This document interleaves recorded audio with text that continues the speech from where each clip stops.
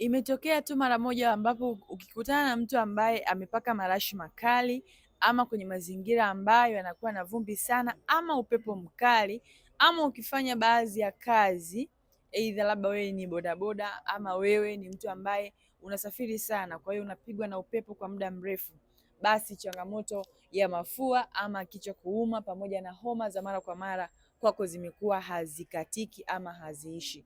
Unapoona hali hiyo, utambua kwamba inawezekana ikawa ni changamoto ya allergic, lakini pia inawezekana ikawa kinga zako za mwili zimeshuka sana, aidha una changamoto za magonjwa mengine. Unachotaka kufanya ni kwamba si kuendelea kutumia dawa antibiotics ama dawa za allergy endapo kama haujajua changamoto yako imeanzia wapi.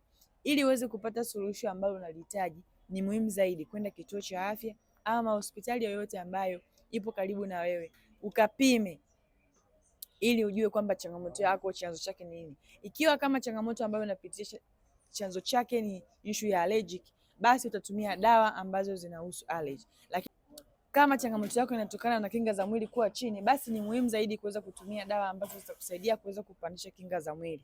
Nimekutana na watu wengi ambao unakuta anapitia hali mafua makali ama homa za mara kwa mara, anaishia kutumia antibiotics.